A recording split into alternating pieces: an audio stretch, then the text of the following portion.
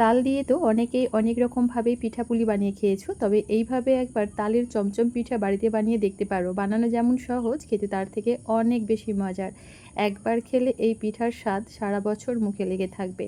শুরুতেই পুর তৈরি করার জন্য প্যানের মধ্যে নিয়ে নিলাম পরিমাণ মতো ফ্রেশ নারকেল কোড়া, সেই সাথে স্বাদ মতো চিনি দিয়েছি, টেস্ট বৃদ্ধির জন্য দিয়েছি 1 চা চামচ গুঁড়ার দুধ, আর সামান্য একটু দুধ অ্যাড করেছি, এতে করে চিনিটা সহজেই মেল্ট হয়ে যাবে। চুলার ফ্লেম লো টু মিডিয়ামে রেখে অনবরত নাড়াচাড়া করে পুরটা বানিয়ে নিব। এই পর্যায়ে পুরের মধ্যে সুন্দর একটা ফ্লেভারের জন্য দিয়ে দিলাম একটা এলাচ আর স্বাদ মতো নুন বা 1 চিমটের মতো নুন।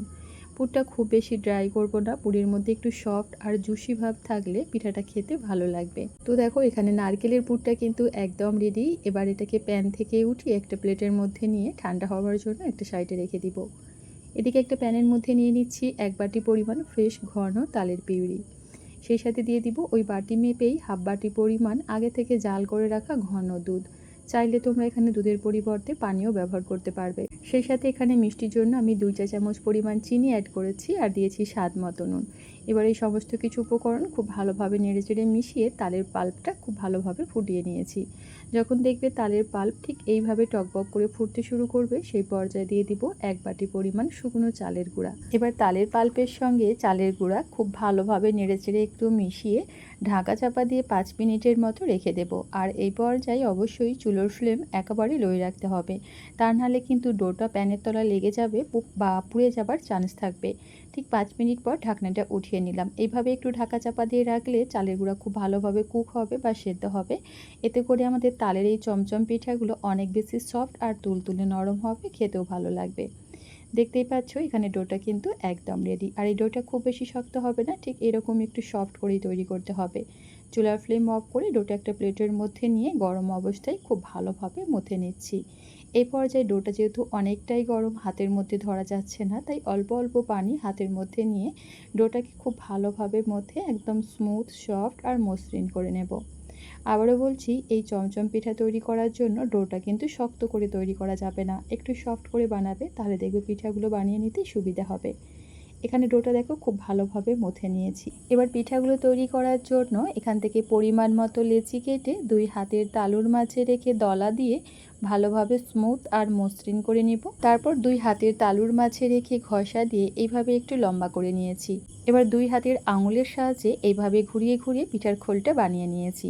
দেখতেই পাচ্ছ ঠিক এরকম একটু লম্বা করেই পিঠার খোলটা তৈরি করতে হবে। এবার এখানে পরিমাণ মতো নারকেলের পুর দিয়ে খুব ভালোভাবে মুখটাকে সিল করে দিব। এটা বলে বোঝানোর কিছুই নেই, লক্ষ্য করো ঠিক কীভাবে আমি এই কাজটা করে নিচ্ছি। তো এখানে পিঠার মুখটা খুব ভালোভাবে সিল করে 2 হাতের তালুর মাঝে রেখে ঘষা দিয়ে স্মুথ আর মসৃণ করে নিচ্ছি। লক্ষ্য করো এখানে পিঠার গায়ে কিন্তু কোনো রকম ক্র্যাক বা ফাটল নেই। ঠিক এইভাবে আজকের এই পিঠাগুলো আমি তৈরি করব। একইভাবে আরও একটা বানিয়ে দেখাচ্ছি। যে সকল বন্ধুরা ভিডিও দেখতে দেখতে এই পর্যন্ত চলে এসেছো, প্লিজ একটা লাইক দিয়ে আমার সঙ্গেই থাকবে। আর রেসিপি ভালো লাগলে নিজের ফ্রেন্ড ফ্যামিলির সঙ্গে শেয়ার করো, অপরকে আমার ভিডিওটা দেখার সুযোগ করে দেবে। তালের চমচম পিঠা তৈরি করার জন্য অবশ্যই ডোটা একটু নরম করে তৈরি করবে, তাহলে দেখবে পিঠাগুলো অনেক বেশি সফট, তুলতুলে নরম হবে, খেতেও ভালো লাগবে আর ডিজাইনটা তৈরি করতেও সুবিধা হবে। সেমভাবে সমস্ত পিঠাগুলোই এখানে তৈরি করে নিয়েছি। এবারে পিঠাগুলো স্টিম করার জন্য চলে যাচ্ছি চুলায়। এদিকে চুলায় একটা প্যানের মধ্যে পর্যাপ্ত পরিমাণ পানি খুব ভালোভাবে ফুটিয়ে নিয়েছি। এবারে প্যানের ওপরে একটা স্ট্রেনার রেখে দিব।